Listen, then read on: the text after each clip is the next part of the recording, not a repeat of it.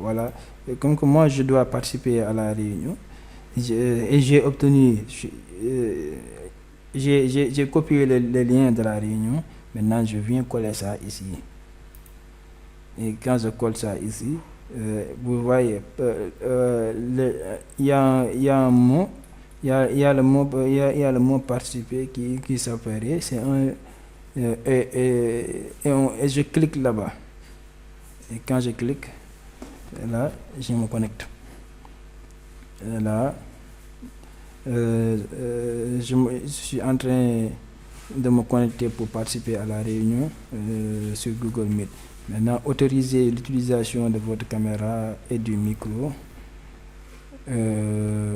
Autorisez si vous voulez. Vous pouvez, couper votre micro.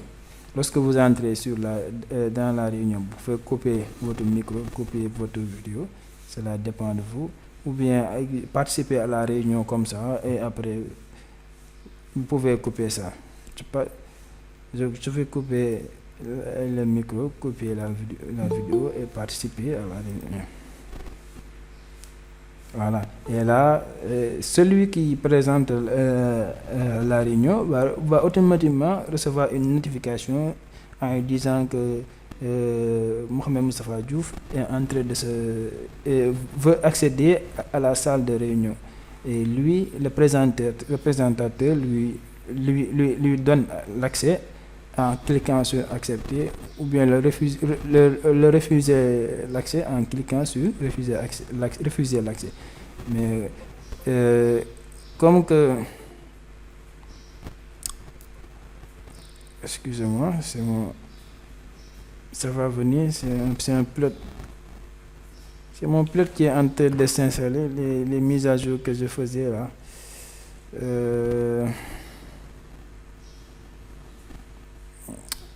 Ce sont les mises à jour qui sont en train de s'installer. C'est pourquoi on a une rupture temporaire.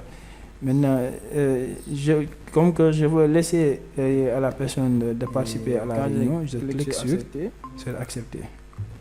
Et quand je clique sur accepter, maintenant la personne est dans la salle. Est dans la salle.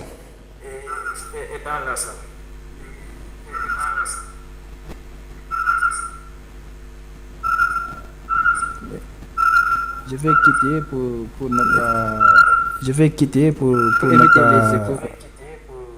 Pour éviter les échos, quoi. Maintenant, vous comprenez.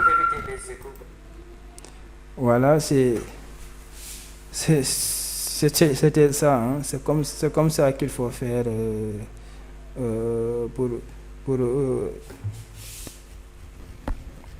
pour participer à une réunion de Google Meet. Et je vous ai montré comment faire une présentation, c'est-à-dire comment démarrer une réunion et être le présentateur sur Google Meet. Et vous montrer aussi comment participer à une réunion. Comment participer à une réunion en utilisant le lien de la réunion ou bien de la rencontre. Et si vous êtes si vous avez accès à la réunion et vous participez à la réunion, ça c'est le micro et ça c'est votre webcam, votre caméra. C'est grâce à cette webcam qu'on voit et c'est grâce à ce micro que vous entendez ce que je suis en train de dire dans la réunion. Si je coupe la caméra, c'est-à-dire la webcam, on ne va plus me voir.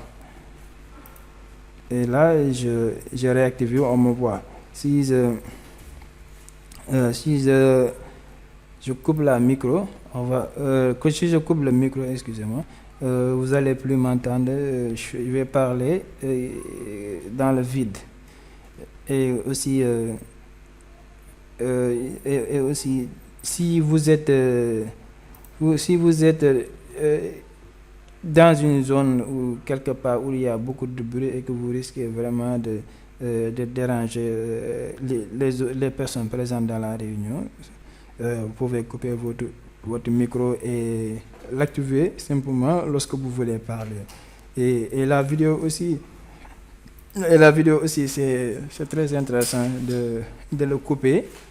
Si vous n'avez pas une connexion qui est rapide, si votre connexion n'est pas rapide, c'est-à-dire vous avez une connexion lente et vous n'avez pas assez de connexion, parce que lorsque vous activez votre webcam, votre caméra, vos mégas de connexion ou gigas de connexion se terminent beaucoup plus vite.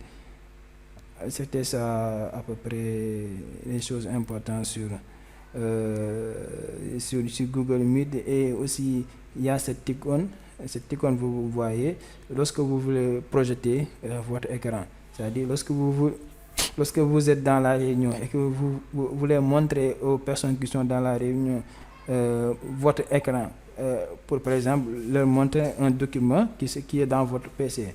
Vous cliquez sur cette icône là, et là il y a présenter, et il y a différents moyens de présenter l'intégralité de votre écran, c'est-à-dire là tout ce que vous voyez, les personnes qui sont dans cette réunion, ils vont voir ça. Et il présente une fenêtre où vous présentez simplement, par exemple, la fenêtre de votre navigateur. Et les gens vont simplement voir la fenêtre de votre navigateur. Ils vont pas, si vous entrez, par exemple, dans une autre fenêtre, si vous ouvrez une autre application qui n'est pas Google Chrome, par exemple, vous ouvrez, qui n'est pas votre navigateur web, par exemple, vous ouvrez le fichier, l'explorateur des fichiers, c'est ça qu'on appelle l'explorateur des fichiers. Par exemple, vous ouvrez l'explorateur des fichiers. L'explorateur des fichiers est différent du navigateur, du navigateur que vous êtes en train d'utiliser. Donc, les gens ne vont pas voir ça. C'est ça, partager une fenêtre. Quand vous partagez une fenêtre, les gens ne vont pas voir tout votre écran. Ils vont voir simplement une fenêtre. Et une fenêtre peut être votre navigateur Internet, il peut être l'explorateur des fichiers. Ça dépend de ce que vous voulez partager. Et il y a aussi partager une onglette. Bon, ça c'est une onglette, une nouvelle onglette. Ça aussi c'est une onglette. C'est ça qu'on appelle onglette. C'est ça qu'on appelle des onglets. Cela dépend aussi de ce que vous voulez partager. Si vous partagez par exemple, si je partage cette onglette, vous allez simplement voir cette onglette. Si j'ouvre une autre onglette, vous n'allez pas le voir parce que je n'ai pas partagé cette onglette. Mais en général, si vous ne maîtrisez pas tout ça, la méthode la plus simple, c'est simplement de partager l'intégralité de votre écran, comme ça. Si vous cliquez sur partager l'intégralité de votre écran, ça va vous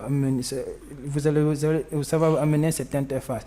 Mais arriver à cette interface, pour pouvoir partager, parce que là, vous voyez, vous ne pouvez pas, le mot partager là, vous ne pouvez pas le cliquer, c'est pas cliquable. Vous ne pouvez pas le cliquer parce que après avoir cliqué sur partager l'intégralité de votre écran, il faut cliquer ensuite sur cette image que vous voyez là. Cette image que vous voyez là, il faut cliquer pour que vous puissiez sélectionner. Lorsque vous l'avez sélectionné, automatiquement, le mot partager, vous voyez, ça devient cliquable et ça devient bleu. Maintenant, vous cliquez sur partager l'intégralité de votre écran et voilà, c'est là vous êtes en train de présenter. Et là, si vous avez terminé, vous faites arrêter le partage et là, vous ne partagez plus. Il y a ici cette icône où on a tous les participants tous les participants de la réunion, vous allez les voir ici. Et cette icône, c'est là, vous pouvez envoyer des messages en même temps en parlant.